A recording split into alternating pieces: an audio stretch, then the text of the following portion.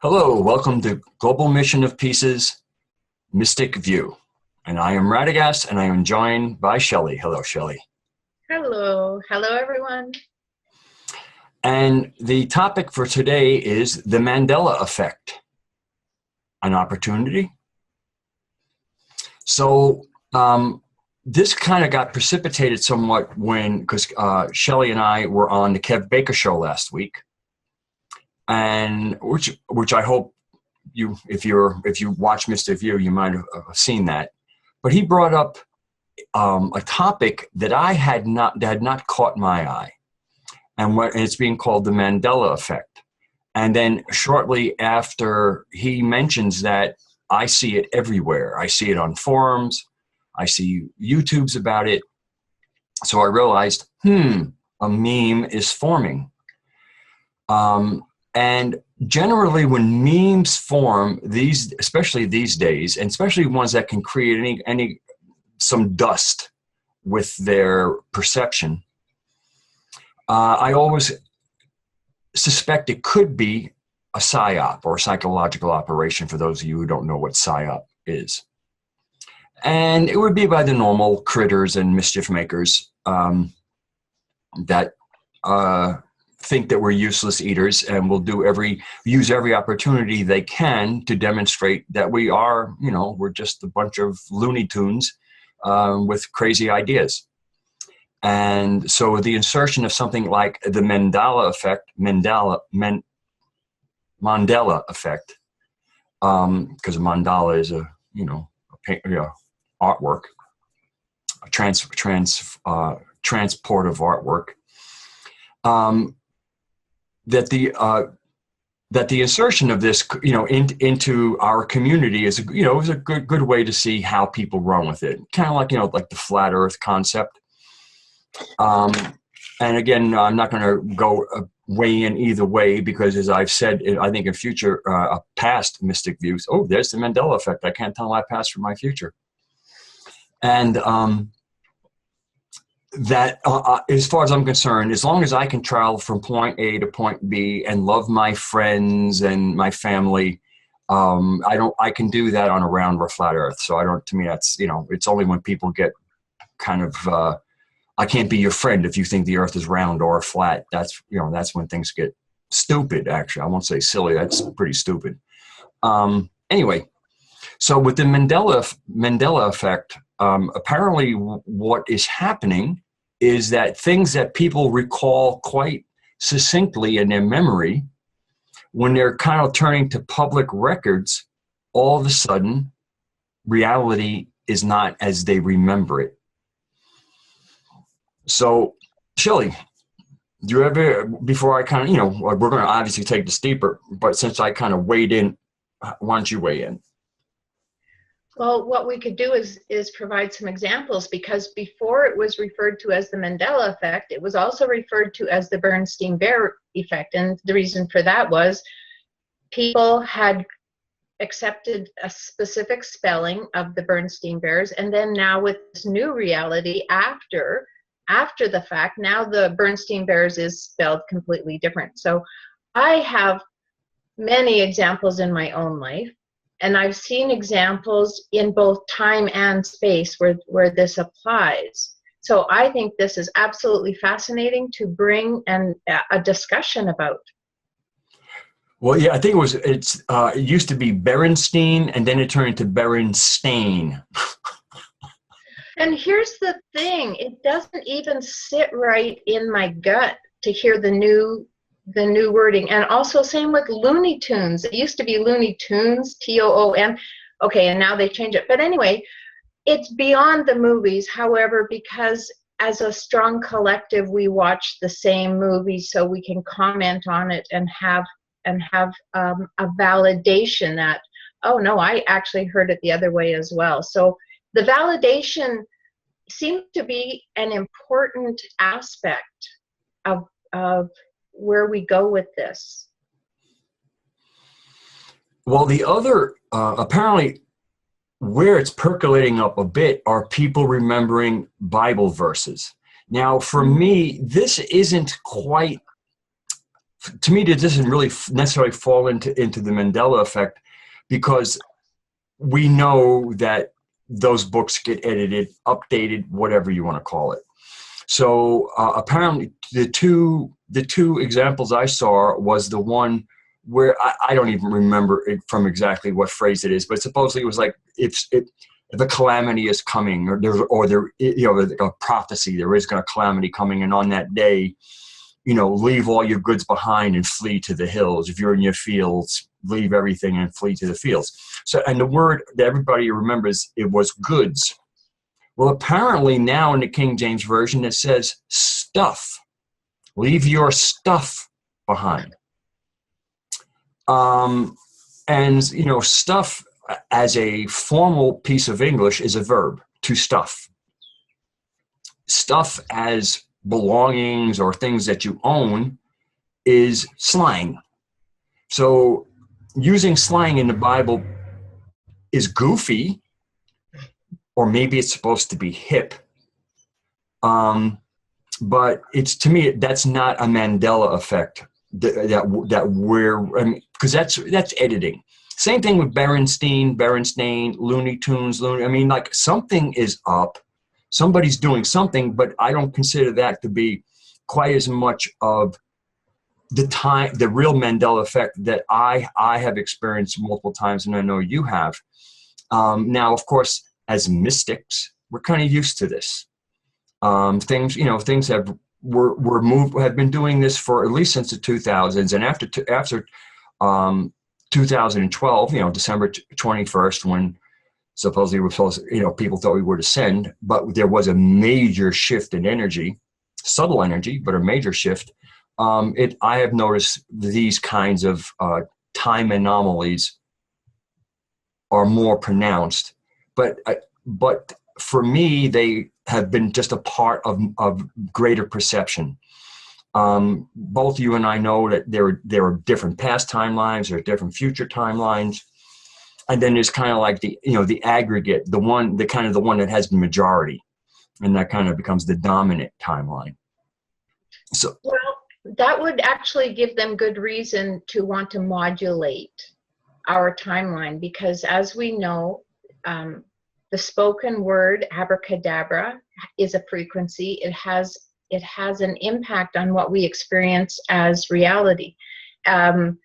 If it was possible to modulate what we think of, for example, the Buchig or the Buseji Mountains, all that was discovered there with regard to the actual technology to accomplish what we're talking about here, the Mandela effect. That technology is actually there and has been, well, we could say played with, at least, between the Romanian and the American government, if not others.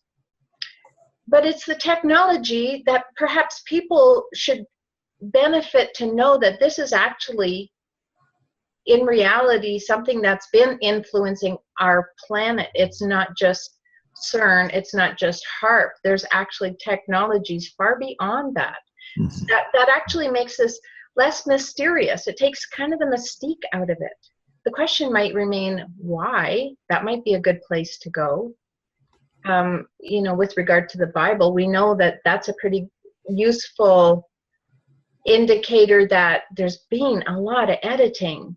And why would they want to edit our history? I mean, that takes us down a pretty clear path as well, once we start answering some of those questions. We did a show about it.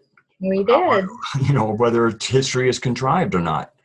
But again, that was done through actual physical editing. Mm-hmm.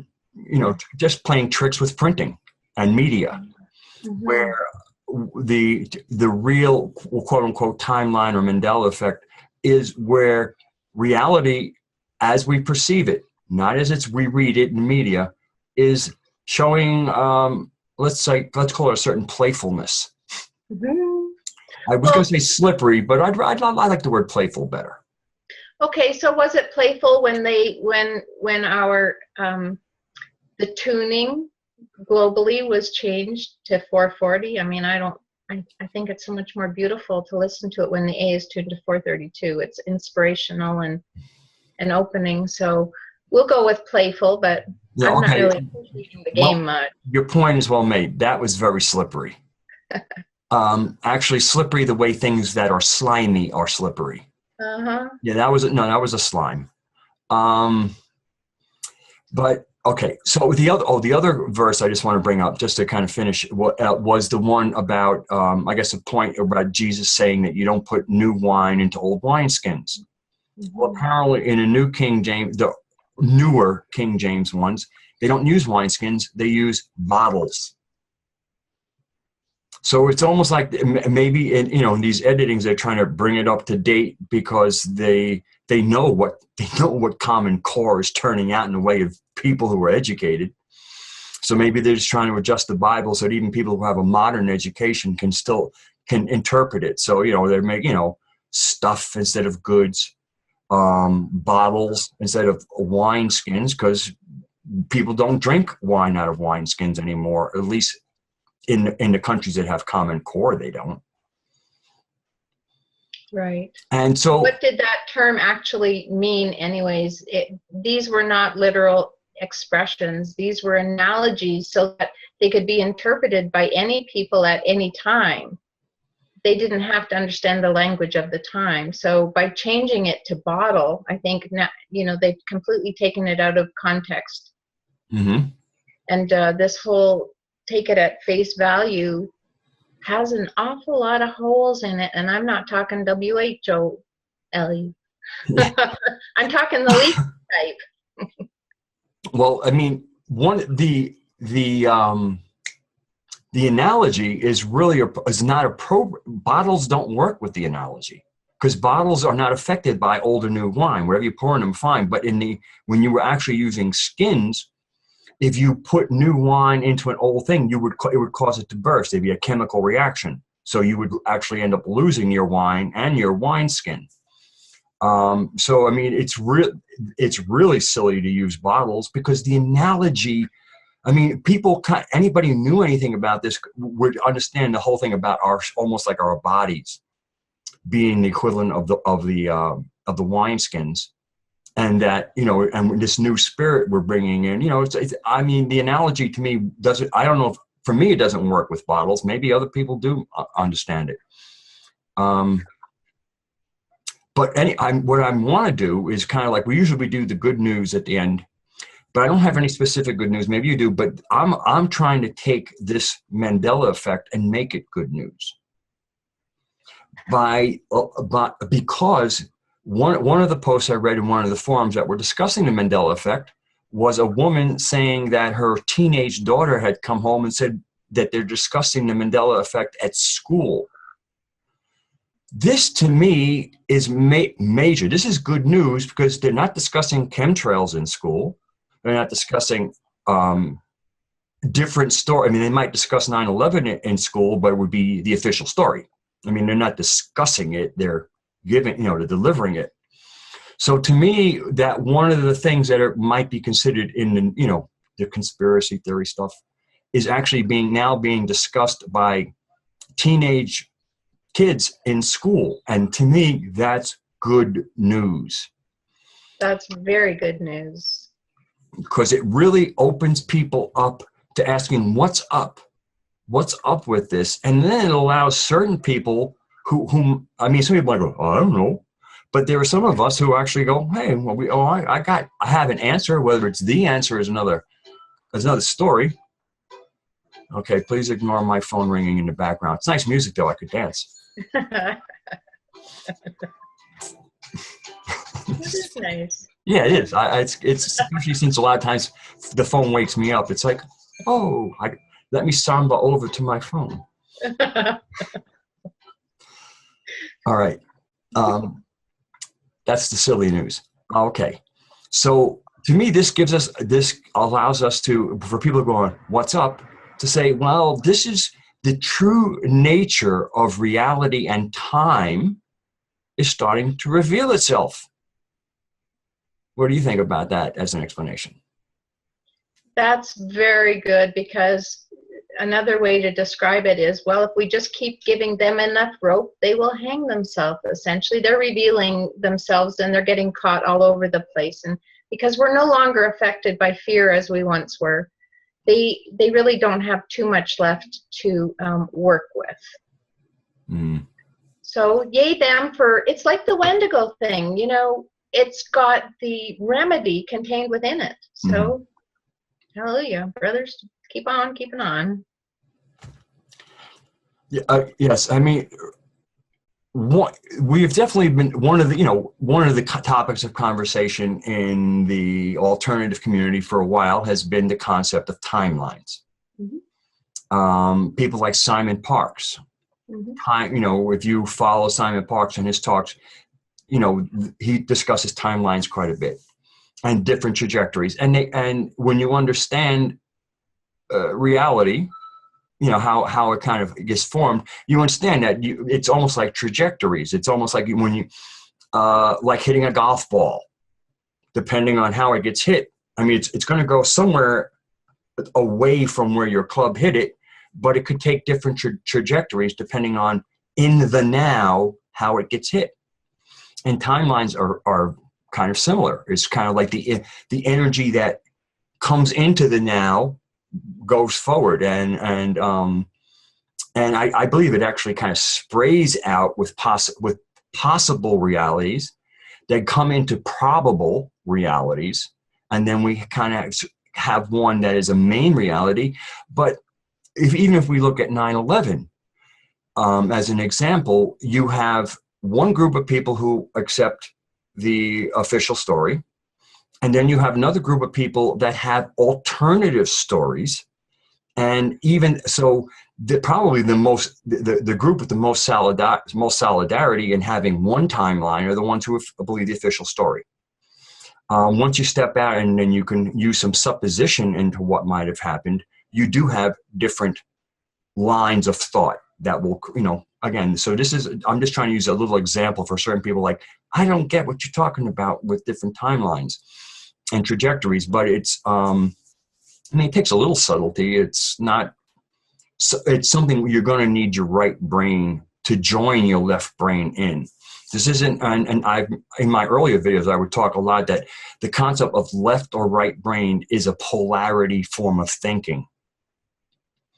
And that really what you need your right brain to connect dots.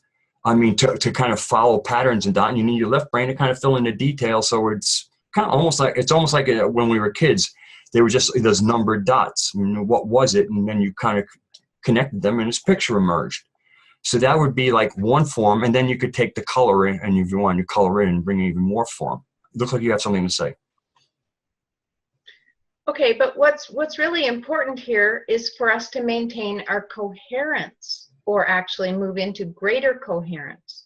So we have what we know we got in our back pocket is phase conjugation. We can come back to that later, but we could discuss really the essential element here is coherence. The alignment of these timelines, it's like they need to line up like a locking system. The tumblers all have to come into alignment so that there's that open channel that it fluidly passes through. That's creating a coherence. And as soon as we have any of these modulations happening, whether it's technological or by some natural means, which maybe we're popping in and out of phase and we can land on a different timeline, whatever. There's so many possibilities here. But what we really need as a collective oneness is to become coherent. And anything that's taking us away from that is harmful for us individually and collectively and the planet. Okay, so I want to translate what you said a little bit. Because some people might not quite understand what you mean by the tumblers and a lock. Anybody who ever had a combination lock knows usually you kind of have to spin it just to kind of get it into neutral, and then you do winds and you kind of go to one thing, and especially in the bigger like safes, you'll actually hear something drop, and then you go in the other direction, and as you dial it in, you'll hear a drop. and then you go another, and you get the final drop, and then you can open the safe. Now, Stargates, if you ever saw that Stargate movie or watched the series, Stargates, depending on where you wanted to go, were basically you had this thing that spun, and you had markers, and you would kind of dial it in to access a certain quadrant of the galaxy or greater universe. And so that's what Shelley was meaning for those who didn't quite get the tumbler, because not all of us have operator combination locks, or even if we have, we might not be, we might just think, oh, you got to do these 3 numbers, and it's almost like digital, because a digital one in a way would work like that. But in the old analog, you would turn it, it would drop. Something would actually drop into place, and that had to be in place for the next one to drop into place, for the third one to drop into place, for it to open. So it was a sequential dropping into place. Okay. So now memory is really interesting, because we all kind of have our memories of what we've experienced, and we'll keep it more about the public or social memory as opposed to private memory. But even our social memory is a private memory of bigger events. And in many ways, memory is mythic or mythos. And as if you've ever listened to anybody speak on mythology, they usually will make some effort to draw the distinction that mythology is not something that's made up. Mythology is a way of remembering. Mythology is basically a narrative that allows certain events to be placed in a timeline narrative so that they can be recalled. And some continuity, because it is this process of things that happen that create a result at some point. So the narrative kind of follows a timeline, but sometimes a timeline is less important, and that's where myth doesn't always follow a linear timeline. And so memory does not follow a linear timeline, but we kind of psychologically force it into a linear timeline. And I think part of this Mandela effect might be the universe conspiring to wake us up by saying, like, no matter how hard you now try to put this all in neat little straight lines, go ahead, go into your memory, and then try and draw a line from what you remember to here and see how well you do with that. I like that analogy because, as you know, I'm quite appreciative of everything that goes on in the heavens as far as being a guide to what's happening down here on Earth. And so exactly that, we had 1987A, we had all of that experience, which ultimately landed in the hippocampus, which is the organ for memory. So exactly what you're saying here is what we've seen in the heavens as well. Pegasus is on the move.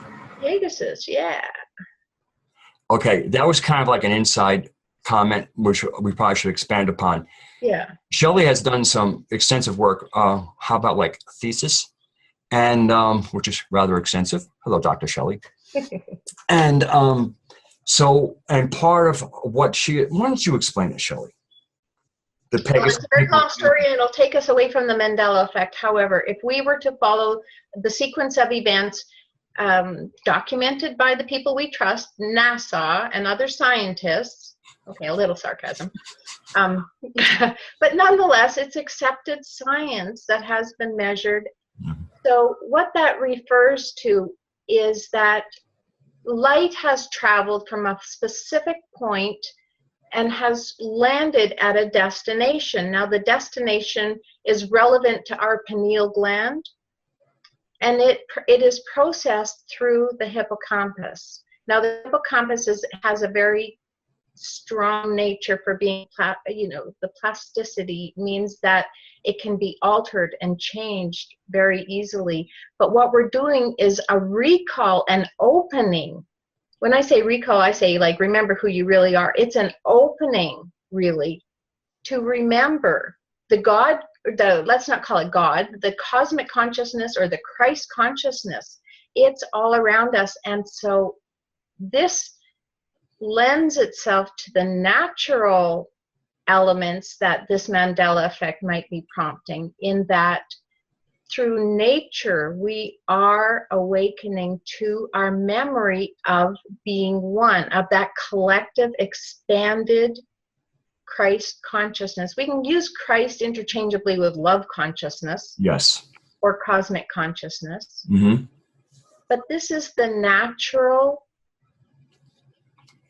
expression that our stars and the lights that were given to us according to the Bible to be as signs, that's what it's telling us. Mm-hmm. That's the signs. And then we find it within our own physical being.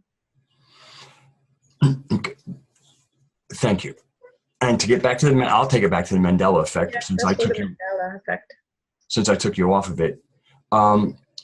I really think what's important with this Mandela effect is, and why I think it could be a bit of a cosmic conspiracy, is that it's trying to pull us out of our obsession with the past and into the now, and into our future. Now, I did have a line of thought there that has been Mandela'd away, and I hope to pick up on this in a moment.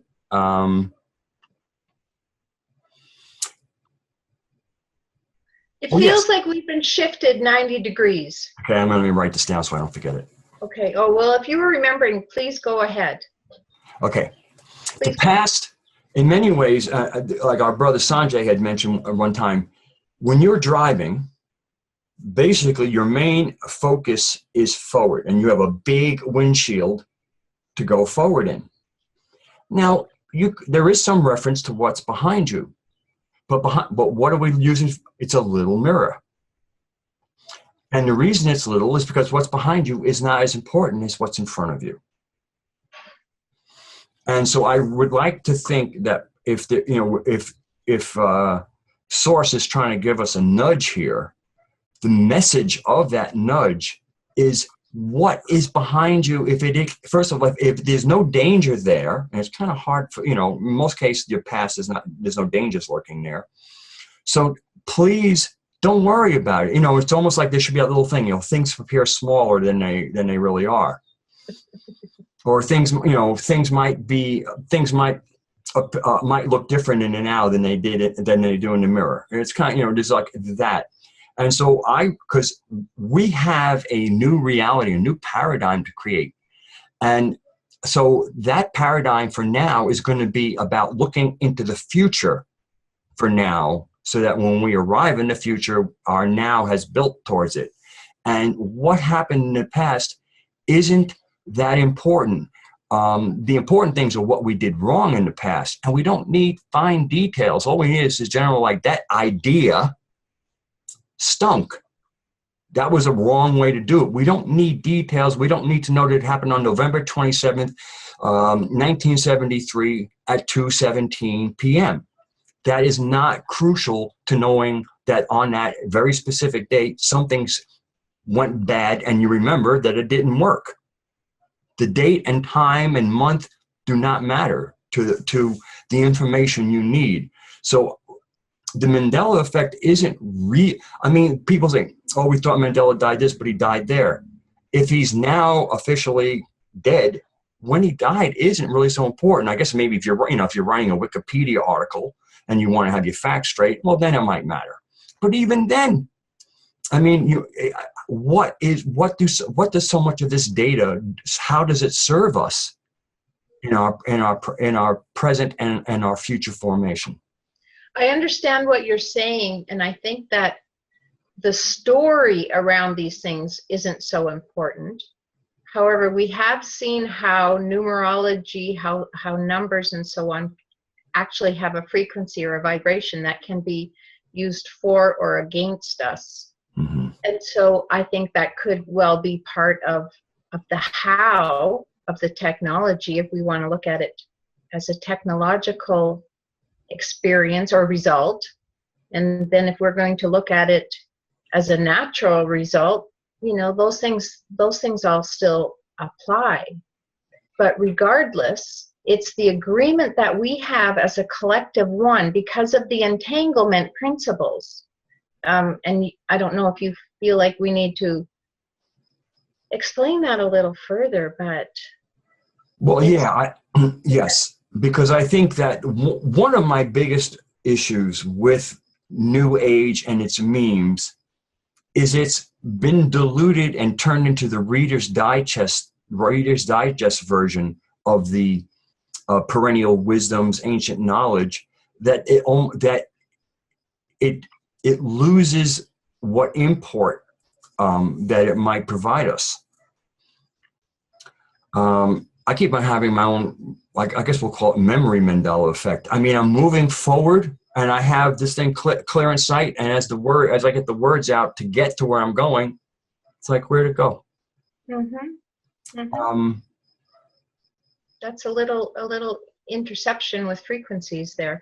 Well, if we bring it back to coherence, so if we look at a laser beam as opposed to just, a light, the photons of a laser beam overlap their boundaries, and then they behave as one. So they're coherent. They can operate together, and it has nothing to do with people losing their individuality. It simply means that we are greater organized. Okay, entanglement. Yeah, entanglement. Okay, well, basically, from the entanglement concept comes out of quantum physics, and it's really known as quantum entanglement. Correct? Yes. Okay, and what that kind of implies is that anything in the universe that has reacted with something will stay kind of connected. And that's kind of a point I made in some of my earlier videos before Mystic View about the genetic manipulation. Like, okay, we have reptilian blood possibly in our genetics and mantid and maybe some other things. And for those of us who are willing to play with this idea, we all know that the reptilians are kind of, well, first of all, they're not very emotional, and they're kind of cold and lizard-like. Go figure. Mm. And but because their genetics are mixed in with us, we're entangled with them. Now they're kind of going nowhere, but humanity has a very promising future if it pulls its head out of the sand. Very promising. I mean, like galactic stars. And if we go to the level of consciousness that is possible and capable and actually intended for us, we are vehicles for a cosmic consciousness in biology. So if we manage to do the pop, as I call it, which is another word for almost like, an ascension type of ascension of perception, we will then affect the reptiles. And I do mean sentient reptiles, not the garden variety. Mm-hmm. And so we would actually upgrade them, those who could make the shift, and those who for certain it might shatter them. But if we go where we're going, we change them, we change mandates and any other genetics are in us because we're entangled at the quantum level. Yeah, and that's true.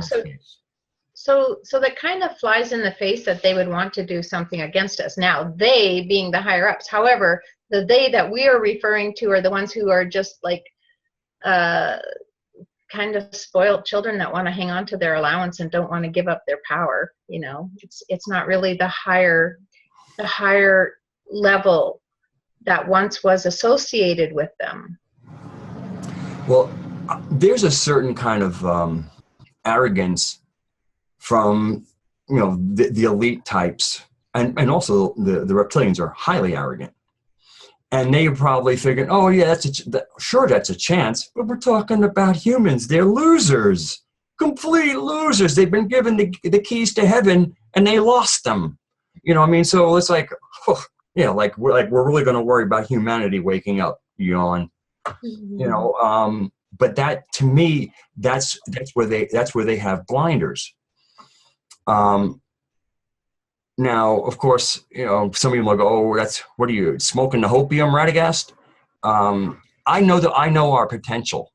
I know our potential. It's loud and clear in my heart. I have the gnosis of who we are and what we're meant to be. Making that happen, yeah, that's a little bit of a trick, but we're trying to on Mystic View. We really are, and I think that that's the most important thing that anybody can do, whether it's us with the Mystic View or your yoga teacher or whomever, is to make that heart connection.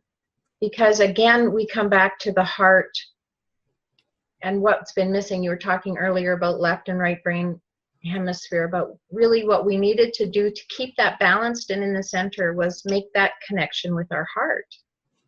Oh, a clarification and expansion. Not only are we trying to do it on Mystic View, GMOP as an organization is trying to do it, and our sister show, The Circle, is also doing the same work we are. So if I made it sound, I know I kind of just went, oh, Mystic View. No, The Circle and GMOP and lots of other organizations are trying to accomplish this. I was just being personal.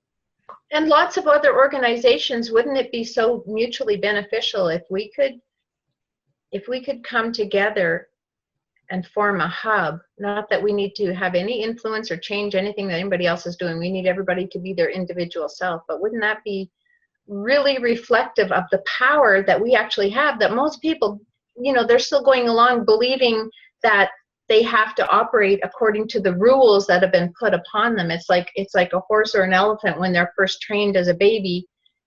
You know, they're tied up and taught that they don't have the power within them to break away. And so then when they become older, I mean, with a horse, you can just drop the lead shank on the ground. It's not even tied, but it doesn't even try to fight. Mm-hmm. Same with an elephant. I mean, we are powerful beings, and we are just giving our power away because we're not even testing. We're not even testing the boundaries here. But the Mandela effect, let's go there. I think we're doing a good job. Now, one of the things, since I'm always kind of, picking on our community for being a little bit airy-fairy and flaky sometimes. And so part of what I liked, what I'm trying to do, what service that we're trying to provide here, is almost act as an immune system of every time a meme comes into our community, we need to check it out. We got, we got to give it, an all clear sign. It's garbage but harmless, or, ooh, this has some viral DNA that is not good for us. And I just would try to coach people, our whole alternative community, that every new and exciting idea that comes out, we should certainly engage it, but we need to, just engage it with a little more discernment. Give it a sniff. My God, dogs check each other out better than we're checking out some of the information that comes our way. I like the analogy that you bring back to the immune system or to the human body, because of course, as above, so below. That's how I see it as well. And so we could take even just cell walls, right? They're biological tissue. That's us, aka us, and which are containing countless proteins and fat molecules. Mm-hmm. And these are electrical, the equivalent of electrical dipoles. So, when a cell is at rest, lackadaisical, the dipoles are out of phase and they're scattered. They're arranged in some kind of haphazardous pattern. But as soon as they're stimulated, they begin to oscillate, right? And they broadcast the signal, which reaches, when it reaches the critical level, and that's what we're talking about here, is trying to reach a critical level, they become aligned. And then they start acting together. The result is a coherent state. Mm-hmm. And that's really what I see where we need to get to. We need to be coherent individually and as the collective. I couldn't agree On more. the same page. I mean, my God, you have terrorists in Syria that cooperate with each other better than some of us who are trying to bring it into a better world, all kind of operating as our own little cells instead of coming together to form a greater organism, which is kind of, if you follow the biological building up of life on the planet, it starts out as single cells, and then two single cells that kind of have slightly different functions come together and create a synergy. Right. And that's what we would really like. I guess, again, we're global mission of peace, but we know there are other organizations out there, might even have names just like us. We're on the same page, and we need to find each other and try and create synergies. Mm-hmm. And know about the synergies. I think we're creating the synergies, but we don't know it. Mm-hmm. We need to see it. The whole observer effect. As soon as we see that, that drops down. That's what drops down like the adamantine particle and becomes matter, or creates mass. Well, I want you to know, I mean, I just found out today through some messaging that in one of our shows, when you were speaking about things in the sky being in our body, how that actually inspired one of our people in the circle to kind of take that and get a show going. I mean, I like these shows to be new, but I just want you, I mean, that concept of yours is very inspiring. And I just hope people who are watching this don't miss the grandeur of these concepts and also the validity of as above, so below, as outside, inside. I mean, the whole quantum thing is that what we perceive outside originates inside. So it all, so what we're viewing out there is simply the display screen for what is happening in here, including Right. stars in the sky. So are we viewing multiple timelines in the Mandela effect, or has there been a deliberate energy input to disturb our phase modulation, to disturb our coherence? Mm-hmm. That, is that even an important question to answer? I don't know. But we know where to go with this. That's the thing. And it involves communication, and it involves connecting with everybody. Mm-hmm. Well, we can get into the body again. My understanding of the body and how cells communicate is there are three basic modes of communication. One would be at the quantum, or almost what we might psychologically call telepathy.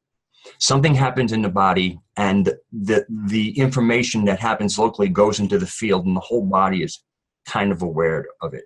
Then there's the electrical signals, or kind of the digital signal that gets sent out. But as those digital signals are going out, there's also a slightly slower analog process where those signals are turned into chemicals, neuropeptides and other things. And then that goes out. And that's to make sure that, because the other signals can kind of get blocked. But once those chemicals the chemicals are more, from a biological perspective, more real. Although the other ones have their own reality, but it's almost like it grounds in that chemical expression of information. The important thing is that we recognize the wave and the particle are simultaneous, so we don't get just stuck in one. To expand our awareness, to be able to be cognizant and aware of the all that is. And once you've learned it, you can't unlearn it. We don't go backwards. There's no regression here. So that's the beauty of meditation also. It's expanding your awareness. Anything you can do to expand your awareness. That's why these ideas, whether it's Wedigo and you've never heard it before, as soon as you start entertaining the idea or thinking about it, you've created new neurological pathways that are expanding, and now they're able to latch on to new information that you weren't able to even consider before. Mm-hmm. So yes. Yes. And I think we might have a show there. I think this is a good time. I feel like we've kind of discussed it as intelligently as we could, and I would urge people to pay attention to this meme, the Mandela effect, look into it, but be discerning. I mean, there are some of these things are just, are kind of like editing, that might not really be so much a part, but that editing is stimulating an opening to these concepts. And so there we have an opportunity. And I just really think we should see this Mandela effect as an opportunity to re-examine our relationship to time, memory, creation, and say, oh, what does it all mean? It all means we need to focus on now, and that also the world that we want lies in our future, not in our past. And any fuzzy memories we have of a glorious past are fine, but the details will be in our future. And our now, that we will form the details that we're going to need to build this future. So it's okay that the past is a little fuzzy. Don't stress it. Get clear now, and let's build a really clear, beautiful, loving future. What do you think? Hey, that's beautiful. So what fruit will this produce? I believe we're on to something really wonderful, really grand here. So we will conclude the show. The good news is we have an opportunity with the Mandela effect. And I was recently taken to task for how I usually close a show by saying, God bless.